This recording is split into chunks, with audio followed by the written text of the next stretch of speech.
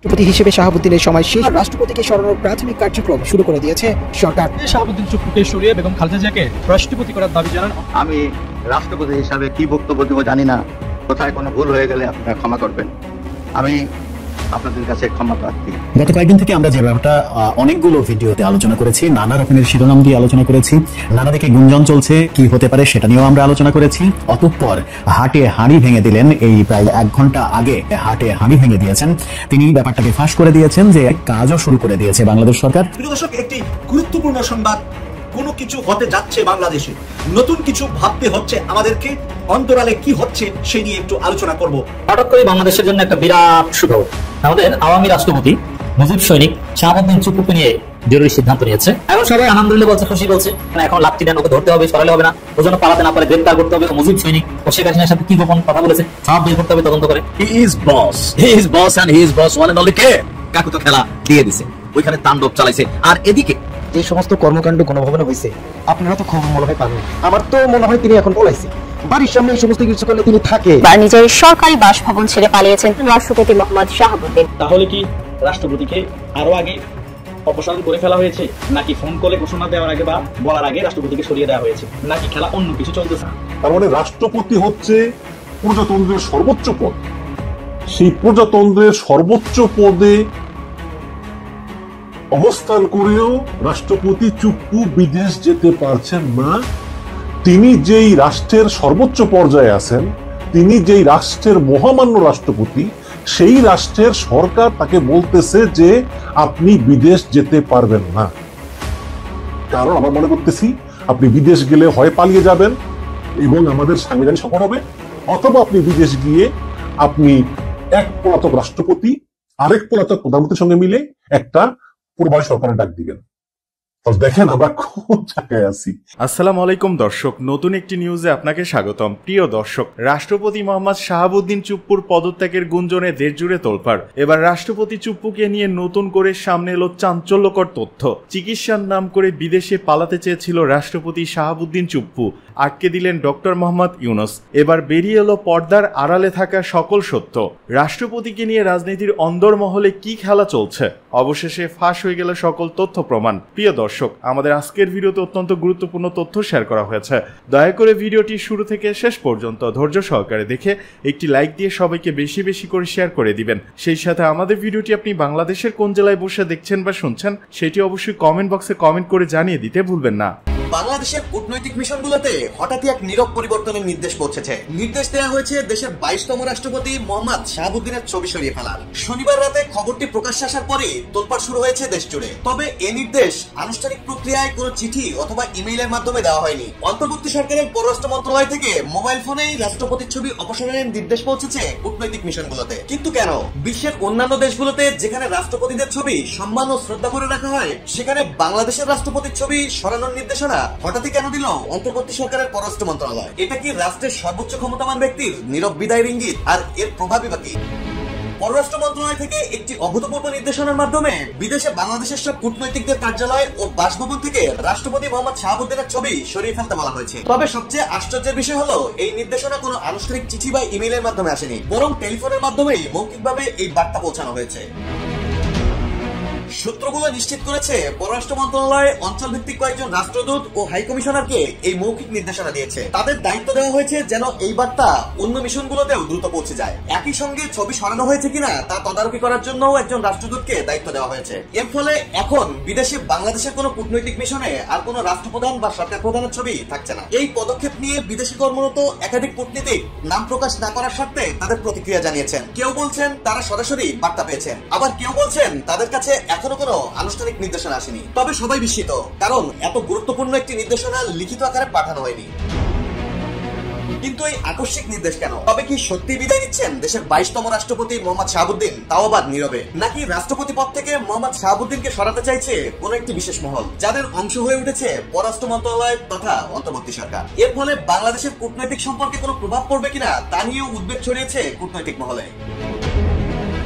এদিকে প্রবাসী সাংবাদিক ও ইউটিউবার ইলিয়াস হুসাইন রাষ্ট্রপতি শাহাবুদ্দিনের একটি ছবি তার টাইমলাইনে শেয়ার করে লিখেছেন, টাটা বাই বাই খতম, পরের ধাক্কা ক্যান্টনমেন্টে। তবে কি এরপর আরো বড় কোনো পরিবর্তনের ইঙ্গিত দিলেন সাংবাদিক ইলিয়াস? সেই প্রশ্ন উঠেছে দেশ জুড়ে।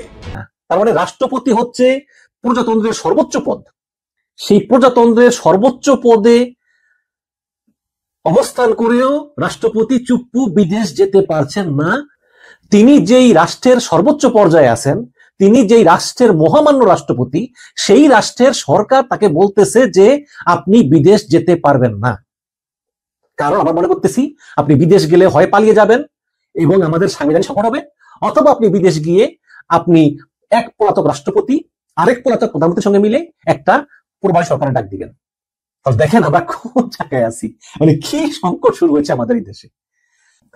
গতকালকে মধ্যরাতে যখন বাংলাদেশের পররাষ্ট্র মন্ত্রণালয় থেকে সকল বৈদেশিক মিশনগুলোকে নির্দেশ দেওয়া হলো যে রাষ্ট্রপতি চুপ্পুর ছবি নামিয়ে ফেলতে হবে, তখনই এই গভীর রাতেই সমস্ত বাংলাদেশে একটা আলোড়ন সৃষ্টি হয় যে তাহলে কি রাষ্ট্রপতি চুপ্পুর দিন শেষ হয়ে যাচ্ছে, তাহলে কি রাষ্ট্রপতি চুপ্পুকে শীঘ্রই অপসারণ করা হবে। এবং আমরা অধীর আগ্রহ করলাম পুরো দিন, কিন্তু পুরো দিন ধরে আমরা দেখলাম যে রাষ্ট্রপতি চুপ্পু তার পদেই আছেন। কিন্তু তাহলে আমরা এটা আগেও বলেছি যে তাহলে হঠাৎ করে টেলিফোন কলের মাধ্যমে বলা হবে যে চুপ্পুর ছবি এখনই নামিয়ে ফেলো সমস্ত বৈদেশিক মিশন থেকে, এত আর্জেন্সি কেন? যদিও একটু আগে মুশফিকুল ফজল আনসারি, যিনি এখন মেক্সিকো রাষ্ট্রদূত, তিনি বলেছেন যে আমি আমার দূতাবাস থেকে চুপ্পুর ছবি নামাইনি, আমি নামিয়েছিলাম যখন আমি প্রথম দিন ওখানে গিয়েছি, কাজেই আমার এখন আর ছবি নামানোর প্রশ্নই আসে না। কিন্তু যেই সব দূতাবাস নামায়নি তাদেরকে এখন নামানোর জন্য বলা হয়েছে এবং তদারকি করার জন্য একজন স্পেশাল লোক নিয়োগ দেওয়া হয়েছে। এবং দর্শক, আজকে আরেকটি ঘটনা, সেটা হচ্ছে যে চুপ্পু সরকারের কাছে আবেদন করেছেন, তিনি বিদেশ যেতে চান চিকিৎসার জন্য, তিনি অসুস্থ, তিনি বিদেশ যেতে চান। এবং অনেকেই মনে করতেছেন যে রাষ্ট্রপতি চুপ্পু একবার বিদেশ গেলে তিনি বাংলাদেশে আর ফিরবেন না। আপনারা জানেন যে রাষ্ট্রপতি চুপ্পু তিনি কার্যত এখন গৃহবন্দী, তার কোনো ক্ষমতাই নেই, তিনি রাষ্ট্রপতি হিসাবে শুধু পদেই আছেন কিন্তু কোনো ক্ষমতা নাই, তিনি একজন ফুললি গৃহবন্দী, তিনি বঙ্গভবন থেকে বেরো হন না।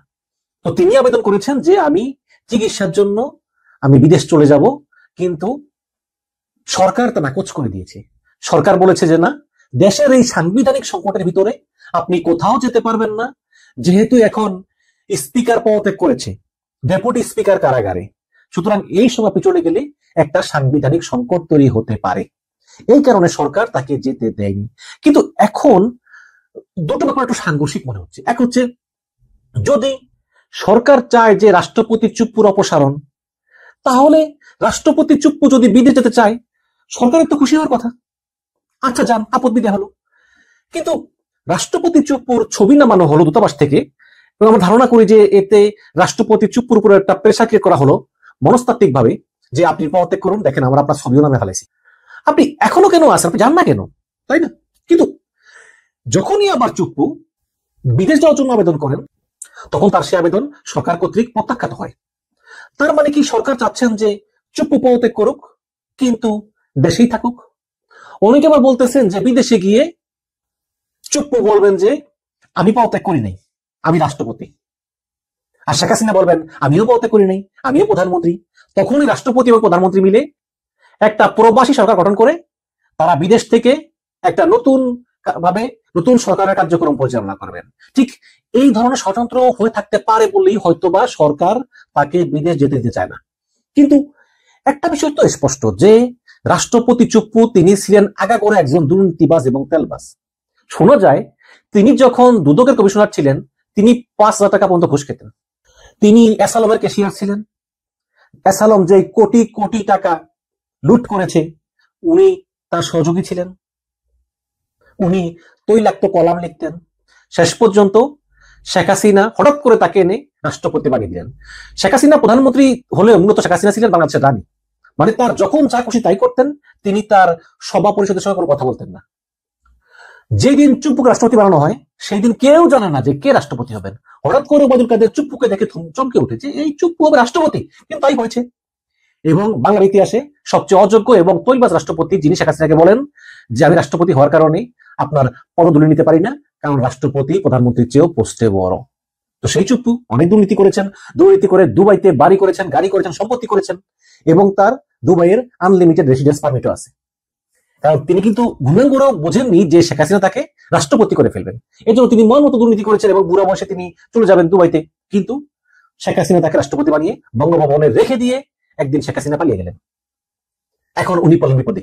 এবং শেখ হাসিনা যখন পালিয়ে যায় এবং গণভবন ছাত্র জনতা দখল করে ফেলে, তখন রাষ্ট্রপতি চুপ্পু নাকি এইভাবে কাঁদতেছিলেন ভয়ে এবং ঘন ঘন টয়লেটে যাচ্ছিলেন, কারণ তিনি মনে করেছেন যে এখন বঙ্গভবনের দিকে জনতা আসবে, কিন্তু জনতা যায়নি, এটা তার সৌভাগ্য। এখন সেই চুপ্পু চলে যেতে চান বিদেশে, কিন্তু সরকার যেতে দিতে চায় না। আবার সরকার চায় চুপ্পু পদত্যাগ করুক। কিন্তু আমার কথা হচ্ছে যে গত বছরের অক্টোবরে যখন ছাত্র জনতা বঙ্গভবনের বাইরে আন্দোলন শুরু করলো চুপ্পু পদত্যাগের দাবিতে, তখন তো বিএনপি, সেনাবাহিনী এবং মার্কিন দূতাবাসের বিরোধিতা করেছিল। তারা বলেছিল যে না, দেশের এই সংকটময় সময়ে চুপ্পুর পদত্যাগ কোনো বুদ্ধিমানের কাজ হবে না। সেই পরিস্থিতি এখনো আছে। এখন সরকার এই যে চুপ্পুর উপর চাপ প্রয়োগ করে চুপ্পুকে পদত্যাগে বাধ্য করতে চায়, সরকার কি সেনাবাহিনীর সঙ্গে কথা বলেছে? এখন সরকার বলতে পারে সেনাবাহিনী কে, তার সঙ্গে কথা বলতে হবে কেন? সে তো আমার কাছে কর্মচারী। ভালো কথা। সরকার কি বিএনপির সঙ্গে কথা বলেছে? বলে নাই তো। জামাতের সঙ্গে কথা বলেছে? বলে নাই তো। আমি মনে করি চুপ্পুর বিষয়টা একটা বিশাল বিষয়। সে যোগ্য হোক অযোগ্য হোক, বাস্তবতা হচ্ছে সে দেশের এই সংকটকালীন সময় একটা সাংবিধানিক সর্বোচ্চ পজিশনে আছে। এত বছর ছিল, আর বাকি 5-6টা মাস পরে নির্বাচন, তাকে কেন সরাতে হবে? তার মানে কি ডক্টর ইউনূসকে এমন কেউ বুদ্ধি দিয়েছে, এবং এই বুদ্ধি দেওয়ার মানে হলো যে সেনাপ্রধানকে খেপিয়ে তোলা, যে দেখো চুপ্পুকে আমি সরিয়ে দিচ্ছি, এরপর তোমার পালা? নাকি এই চুপ্পুর উপর চাপ প্রয়োগ করে বিএনপিকে বোঝানো যে তুমি যত সহজে মনে করো ক্ষমতায় আসবা, নির্বাচন হবে, এত সহজে হবে না? ইউনূস কি আসলে সরকারের প্রধান, নাকি সরকারের ভিতরে সরকার আছে? এই সরকারের পাওয়ার সেন্টারটা কোন জায়গায়? আমরা হাসিনা বলে, হাসিনা যতই স্বৈরাচার হোক, ফ্যাসিস্ট হোক, খুনি হোক, সবাই জানতো যে হাসিনাই সব করায়, সেই একমাত্র পাওয়ার সেন্টার। কিন্তু এই সরকারের পাওয়ার সেন্টার তো অনেকগুলো। তাহলে কোন পাওয়ার সেন্টারে কোন হিডেন আরেকটা পাওয়ার সেন্টার আছে যেটা আমরা দেখতে পাচ্ছি না, যেটা অদৃশ্য, যে সব কাজকর্ম করে গোপনে? সেই পাওয়ার সেন্টারটা কোথায়? এবং সে কেন অন্য পাওয়ার সেন্টারকে লেজে খেলাতে চায়? সে কেন সেনাবাহিনীর মতো পাওয়ার সেন্টারকে রাগিয়ে দিতে চায়? সে কেন বিএনপির মতো পাওয়ার সেন্টারকে উস্কানি দিতে চায়? সমস্যাটা কি, এটা আমাদের বুঝতে হবে। তবে আমি মনে করি যে আমার ব্যক্তিগত অভিমত, রাষ্ট্রপতি চুপ্পুর অপসারণ এই মুহূর্তে কোনো সঠিক সিদ্ধান্ত না। সে তো এমনিতেই গৃহবন্দী, তার নাই কোনো ক্ষমতা, তার ঢাল নাই, তরোয়াল নাই, নিধিরাম সর্দার। অনেকে বলছেন যে রাষ্ট্রপতি চুপ্পু জরুরি অবস্থা ঘোষণা করতে পারে, কিন্তু দর্শক, রাষ্ট্রপতি চুপ্পু বাংলাদেশ সংবিধান অনুযায়ী কোন জরুরি অবস্থা ঘোষণা করতে পারেন না যদি সেই কাগজে প্রধান উপদেষ্টা সাইন না থাকে। সুতরাং ইউনূস ছাড়া রাষ্ট্রপতি চুপ্পুর কোনো ক্ষমতা নাই, এবং ডক্টর ইউনূস চুপ্পুকে পছন্দ করেন না। ডক্টর ইউনূস শপথ নিয়েছেন চুপ্পুর কাছ থেকে, ওই দিনই শেষ। তারপর থেকে ইউনূস কোনোদিনই চুপ্পুর সঙ্গে দেখা করতে যাননি। যদিও নিয়ম আছে যে প্রধানমন্ত্রী বিদেশ সফর থেকে আসলে বা বিদেশ সফর যাওয়ার আগে রাষ্ট্রপতির সঙ্গে পরামর্শ করবেন, যেটা হাসিনা করতেন, খালেদা জিয়া করতেন। কিন্তু ইউনূস বলতেছেন যে না, আমি চুপ্পুর মতো লোকের কাছ থেকে কোনো পরামর্শ গ্রহণ করবো না, কারণ সে আগাগোড়া দালাল। হতে পারে, কথা মিথ্যা নয়, কথা সত্য। তো এখন যে চুপ্পুকে এতদিন ধরে সহ্য করলেন, সেই চুপ্পুকে এখন এমন কি চাপ প্রয়োগ করতেছেন যে চুপ্পু একদম বিদেশ যাওয়ার জন্য পাগল হয়ে গিয়েছে। আসলে হয় কি, মানে বঙ্গভবনের মতো শান শওকতের থেকেও কিন্তু চুপ্পুর মনে শান্তি নেই, সবসময় ভয় থাকে, টেনশনে থাকে যে কি যেন কি হয়, কারণ সে তো অনেক অন্যায় করেছে, অপরাধ করেছে তো। তো এই কারণে তার কথা হচ্ছে যে যদি আমার রাষ্ট্রপতি পদ চলে যায়, আমাকে জেলে যেতে হয় এই বৃদ্ধ বয়সে, যেখানে হাতে উপরে হাট সার্জারি হয়েছে, তার চেয়ে বরং আমি একটা আপস ব্যবসা করে বিদেশ চলে যাই। তো তিনি বিদেশ যাওয়ার জন্য অ্যাপ্লাই করলেন, কিন্তু সরকার তাকে বিদেশ যেতে চায় না। তার মানে রাষ্ট্রপতি হচ্ছে প্রজাতন্ত্রের সর্বোচ্চ পদ। সেই প্রজাতন্ত্রের সর্বোচ্চ পদে অবস্থান করেও রাষ্ট্রপতি চুপ্পু বিদেশ যেতে পারছেন না।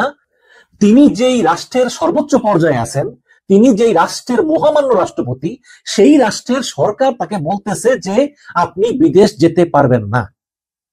কারণ আমরা মনে করতেছি আপনি বিদেশ গেলে হয় পালিয়ে যাবেন এবং আমাদের সাংবিধানিক সংকট হবে, অথবা আপনি বিদেশ গিয়ে আপনি এক পলাতক রাষ্ট্রপতি আরেক পলাতক প্রধানমন্ত্রীর সঙ্গে মিলে একটা প্রবাসী সরকারের ডাক দিবেন। এদিকে দেখা মাত্র গুলির নির্দেশ, বার্তা ফাঁসকারী সেই পুলিশ সদস্য গ্রেপ্তার। ওয়াকিটকিতে Chattogram metropolitan police CMP commissioner Hasib আজিজের দেওয়া বক্তব্য ফাঁস করার অভিযোগে অমিদাস নামে এক পুলিশ কনস্টেবলকে গ্রেপ্তার করা হয়েছে। গতকাল রবিবার দিবাগত রাতে তাকে গ্রেপ্তার করেছে খুলশী থানা পুলিশ। তার বিরুদ্ধে অফিসিয়াল সিক্রেটস অ্যাক্টে মামলা করা হয়েছে। অমিদাস পুলিশের টেলিকম ইউনিটের কনস্টেবল। তিনি প্রশনে সিএমপির খুলশী থানায় কর্মরত রয়েছেন। তার গ্রামের বাড়ি চট্টগ্রামের পটিয়ায় এবং বাবার নাম রাজীব দাস। নাম প্রকাশে অনিচ্ছুক সিএমপির একজন ঊর্ধ্বতন কর্মকর্তা সোমবার এ তথ্য নিশ্চিত করেছেন। জানা গেছে গত 12 আগস্ট ওয়াকিটকিতে সিএমপির সব সদস্যদের উদ্দেশ্যে অস্ত্রধারীদের দেখামাত্র গুলির নির্দেশ দেন কমিশনার হাসিব আজিজ। আওয়ামী লীগের নেতাকর্মীদের হাতে নগরের বন্দর থানার এক কর্মকর্তা গুরুতর আহত হওয়ার পর তিনি এই বার্তা দেন। সিএমপি কমিশনারের এই বার্তা ওয়াকিটকি সহ ভিডিও করেন এক কর্মকর্তা। পরে তিনি সামাজিক যোগাযোগ মাধ্যমে ভিডিওটি ছড়িয়ে দেন। কমিশনারের এই বার্তা ফাঁস হয় অস্বস্তিতে পড়েন চট্টগ্রাম নগরের শীর্ষ পুলিশ কর্মকর্তারা। নিজেদের গোপনীয় এমন বার্তা বাইরে চলে যায় নড়ে চড়ে বসেন তারা। এরপর একাধিক টিম তদন্তে নেমে ওই কনস্টেবলকে শনাক্ত করা হয়। এর আগে গত 11 আগস্ট দিবাগত রাত 2টার দিকে সলগোলা ক্রসিং ঈশান মিষ্টি হাট সংলগ্ন সড়কে মিছিল করে আওয়ামী লীগ অঙ্গ ও সহযোগী সংগঠনের নেতাকর্মীরা। খবর পেয়ে সঙ্গে সঙ্গে পুলিশ ঘটনাস্থলে পৌঁছায়। এ সময় বিক্ষোভকারীদের হামলায় পুলিশের বন্দর থানার উপপরিদর্শক এসআই আবু সাইদ গুরুতর আহত হন।